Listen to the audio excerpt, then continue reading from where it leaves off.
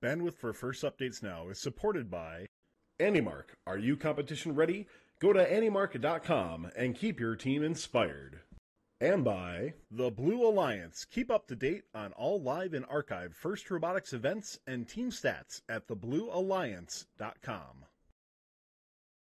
First Updates Now is brought to you by viewers like you. Fund relies on the generous support of our fans in order to continue to keep creating content.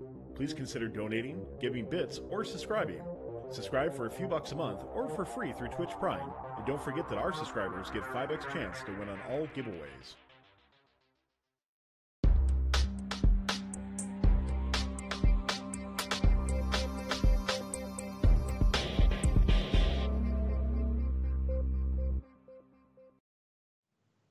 Hi, everybody, and here we go. Week 1 begins. We are here to talk about teams in the Northeast. Mid-Atlantic, we've got Hatboro-Horsham, we've got the Central New York Regional, and count them, two New England districts, WPI and Granite State. We are Team NE Way You Want It. Reporting for First Updates Now, I'm Libby Kamen-Drost. I'm Audrey McMahon. Garrison is muted, but that's Garrison. And I'm Samuel Prokowski. All right. So let's start out with Northeast Week 0 event. Just a roundtable discussion here.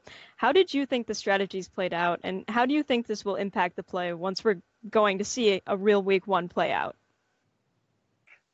All right, so I guess I'll start. Hi, everybody. I'm Garrison. Sorry. So I want to talk about one of my favorite strategies I've seen so far in the reveal videos, and that's these pass-through robots that have started to come out, like Beaverworks or 4481, the Rembrandts, and it's all about efficiency of getting one of the game objects to another place on the field, pure and simple, and I love what they've done about it. And early these weeks, it's about doing one thing better than anybody else at the tournament can do. And if you can do one thing, regardless of what it is, better than everybody else, you have a really good shot at winning the regional. And always, obviously, read the rules.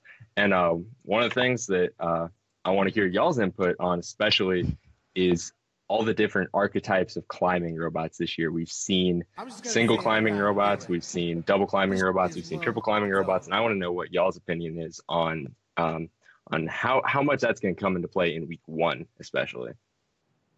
Yeah, so starting off, I mean, I think I have a kind of a polarizing view on this game, but I think because of being a quick control of the scale and switch being so important, I think autonomous is going to decide a lot of these Week 1 matchups.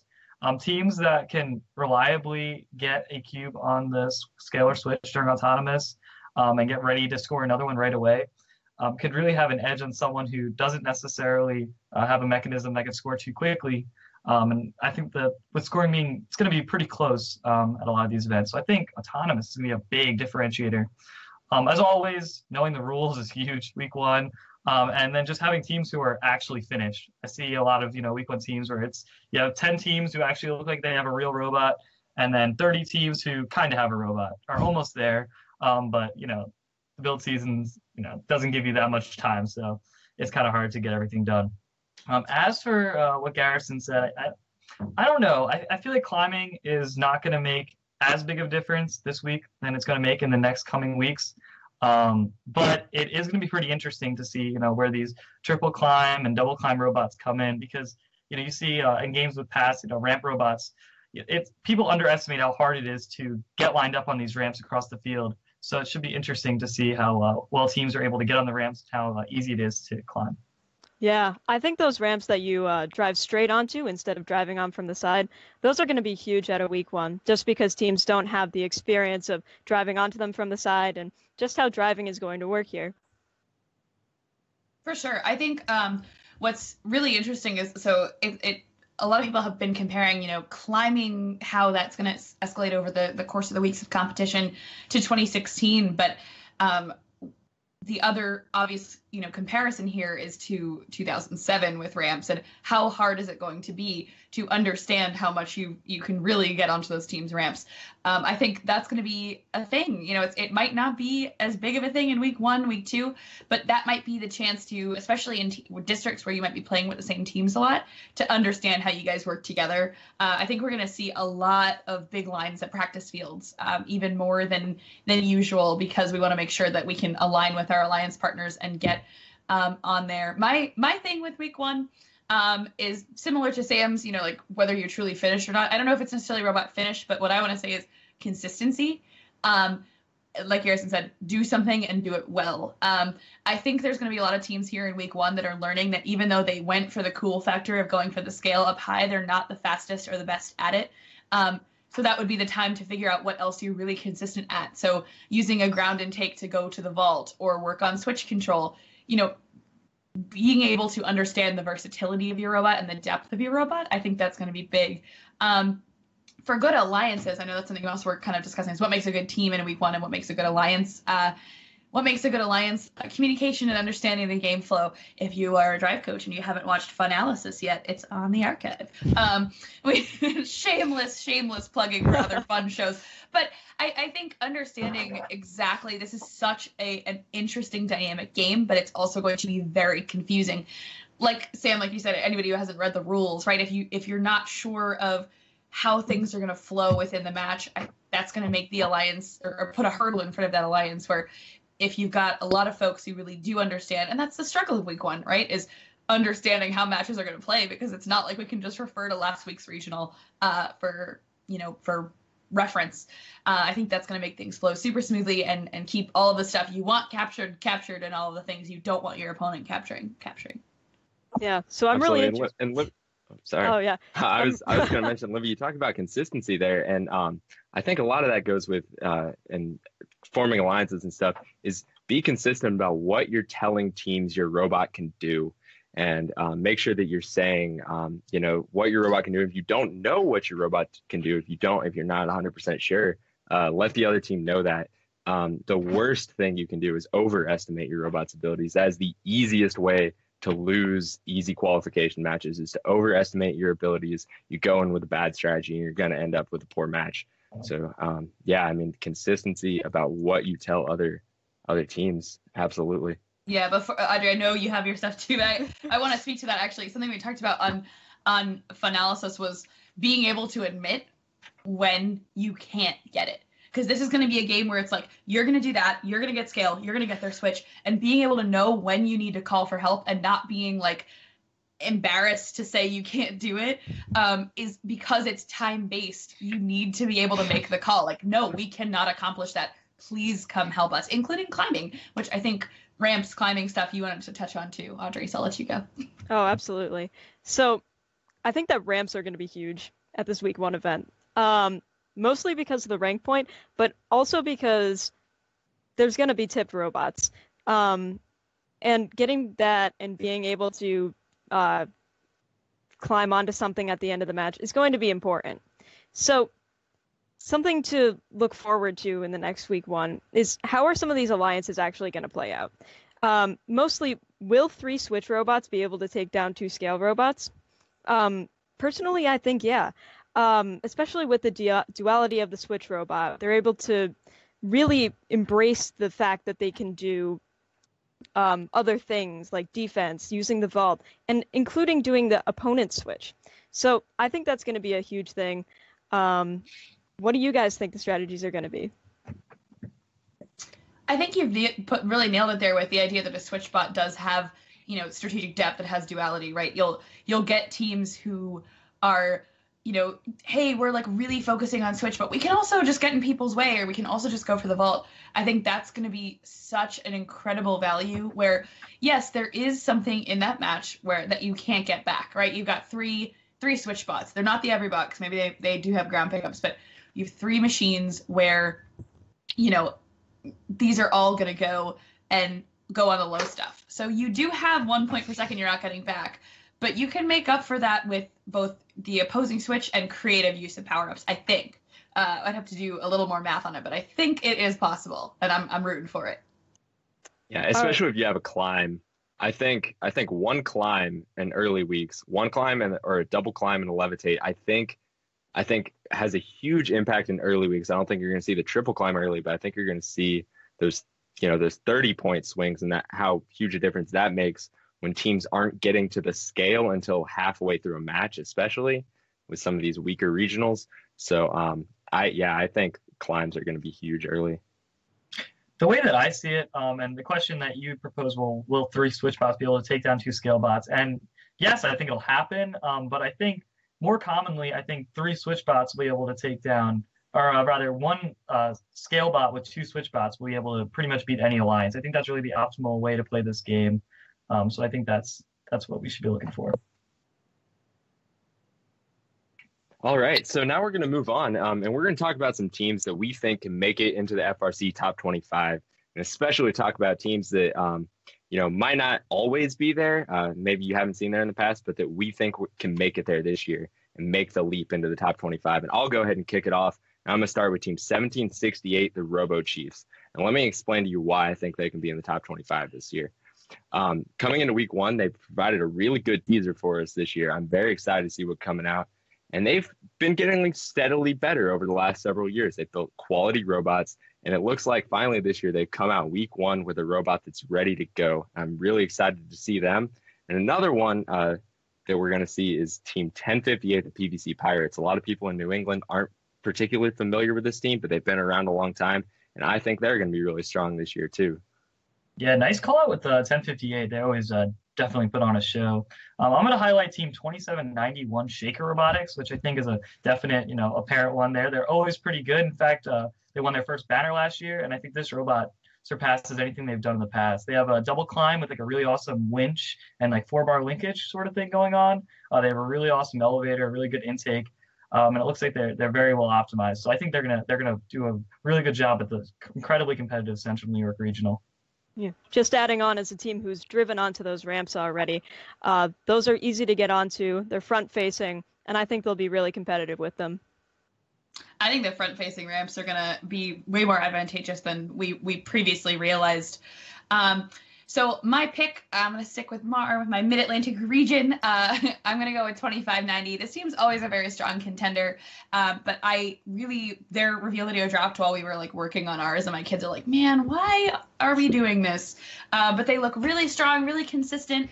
I love that their video showed their capabilities off, and I love the triple climb, which I have just learned from chat we are calling apparently the Iron Cross this season. Someone's going to have to explain to me why. But yeah, I think the 2590 machine looks super solid. I cannot wait to see it in Mid-Atlantic. All right, and I'm going to wrap up with a team that might not make the top 25 this year, but definitely will in the next 2 or 3 years, and that would be Team 6300 Northwood Robotics. Now, despite this being Northwood's second season, this coming event, Central New York Regional, where they're competing, this is going to be their 6th regional event. 6th FRC event, sorry. They've been consistently improving in the offseason, bringing 2 robots to Robot Rumble, the offseason event, both in 2016 and 2017. And I think we could begin to see some really awesome stuff from this team. They have a great group of kids who are ready to improve and who understand FRC as a whole. Be sure to watch out for them at Central New York this weekend, where they're sure to make an impact.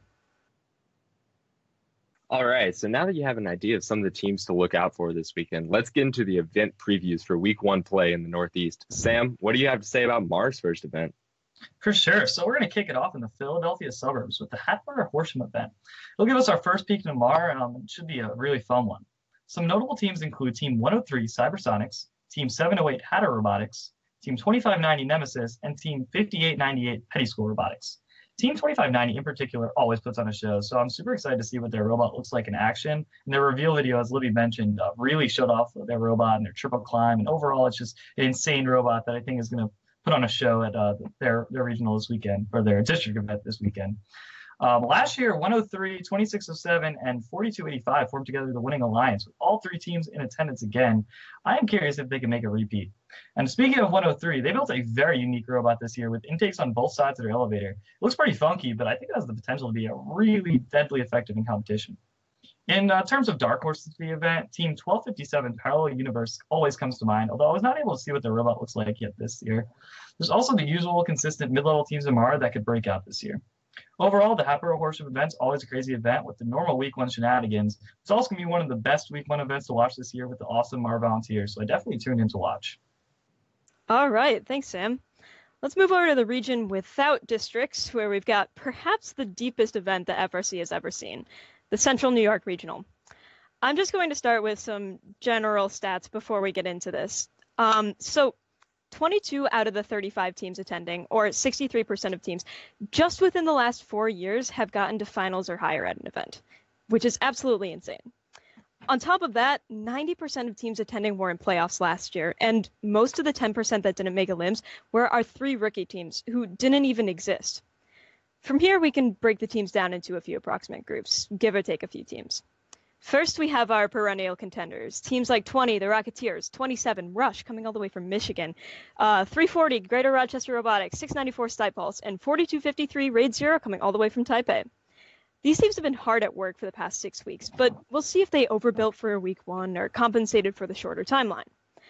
Our second group of teams focuses on our up-and-coming favorites, who have upset our locks in the past and are sure to bring the thunder and drama to the event. Shout out specifically to 2791, Shaker Robotics, 2053, 3044, 5030, 319, and 5254.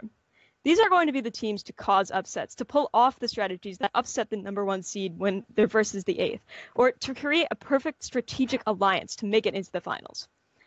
The final grouping I see these teams in involves basically everyone else. One question I was thinking about earlier about this event was something along the lines of who is going to be bad at this event? And truth be told, really no team is going to come in and be the worst team there. All of the teams going to this event have the capability of being really, really good this season, and that's where our third group is really going to shine. Here we see the robots that are going to make the top alliances at this event great. We'll be seeing teams who were alliance captains or first-round picks last year falling to the second round, teams that could seed top 8 at any other event but some reason fell through to the ranks. And because this event has so much depth, we could really see some amazing playoff and quals matches from here. Personally, I'm really interested to see how this all plays out and how we get a peek into how this game is really going to be played for real. So if you have time to watch an event this weekend, definitely turn your TVA game day to Utica to see some of the greatest alliances power up. All right, now moving on to the WPI district event. This has the potential to shape the season of Power Up in New England. So it's a 42-team event. And it's about as strong as it gets for a district. Leading the pack of teams would have to be 15, 19, and 78. I put these teams kind of in the top tier at this event. And Mechanical Mayhem are one of the true powerhouses of New England. They always do a great job prioritizing simple, effective design and driver practice, and they definitely did that this year again. 2018, Mayhem has a short switch and exchange specialist robot. They went to week 0, got more driver practice there, performed very well, and I think they're going to have their mechanisms dialed in coming into Worcester this weekend. But I also mentioned Team 78, Team Airstrike. They were also at that week 0 tournament. They actually looked stronger than Mayhem did, and they could control the scale pretty much every single match. So I wouldn't be that surprised to see them pair up on Saturday. I mean, they're going to be well prepared for their event, but there's a lot of very good teams at this tournament. Walpole Robotics, Orange Chaos, and then my dark horse for the event, who I picked for the top 25 this week, is Team 1768, the Robo Chiefs. They've all been in the hunt to win tournaments before, and I could see them there again this weekend. So, yeah, I mean, I know this is just 1 week of action in New England, but I'm so excited to get into the season. And let's hear what's going on with the other New England event, Granite State. I was going to say, we're going through all the New Englands, but this is not the only New England event happening this weekend. Granite State District is going to be pretty cool. What I love, like you were mentioning, Garrison, is that not only are we can see their reveal videos, but we've actually seen some of these teams play before at week 0, which is pretty cool. So I've got a couple of teams that we've seen already, whether it's online or at an event at week 0. Competing at Granite State, we've got 95, the Grasshoppers. We've seen all season with, quite frankly, one of my favorite build blogs, because their build blog is a Chief Delphi thread. It's just such a unique way of bringing your process to teams, and I always have fun reading it. So 95 is a team that was one district finalist and won another district last season. So they're a one banner as well as a finalist. So I'm sure they are very, very ready for more. We've also got a double banner team last year. That's 1058. Maybe I'm just too, I know our teams, but when you say nobody knows that team, Garrett said, what? Nobody knows that team? They're coming to defend their title at Granite State. They won it last year, which is pretty sweet. Another fun fact, Audrey and I seem to like stats and facts and numbers. here. Something I found pretty cool as we've been doing our research on the Northeast region is we actually have 5 rookie teams coming to Granite State District. That's 69-33, 71-33, 72-12, 73-06, and 73-14. That is incredible. 5 rookies. So I want to know, because this season and recent seasons have been so full of resources for teams, whether you're new or old, just so many different resources to think about how you build. Which one of these rookies is going to use those and make a huge mark in week 1? So I'm just saying, look out for the rookies. You never know what they're going to bring. We've got Firster OGs, Team 131 Chaos. They are hungry for a win this season. They did not make it past the semifinals in 2017, so they are ready and hungry for a win as well. We've got 238. We're talking about week 0s before, Garrison. 238, that's the Crusaders. We already saw them at week 0, but do they have anything more up their sleeves? They looked really strong and consistent on the official field, and maybe that practice will help them out. Last shout out for Granite State District is 3958. That's Schrodinger's Cat. Same thing as the Grasshoppers. 1 finalist and 1 banner in district play last year. So there's lots of teams who are used to making it to the big stage. Who will we see up there at Granite State District? We're going to have to watch our webcasts, like Audrey said, on TVA Game Day to find out. So that's what we have for our Northeast region. Thank you to everybody who has watched. If you want more First Robotics in your life and you like what we do, all that we ask is that you share the show with your teammates and friends because we love watching Fun Nation grow. You can always support the channel by liking our social media accounts and following the stream, or if you'd like to subscribe and more directly support our content creation, you can do so right here on Twitch. No matter what, we are delighted to have you on board. On behalf of myself, Audrey, Garrison, Samuel, and our producer behind the scenes, Tyler, I want to thank you guys for tuning in, and thank you to all of our moderators in chat. Our next show in just a few minutes here is going to be the South and Southeast recap. So team any way you want it. We will see you next week for our Northeast region recap. See you guys.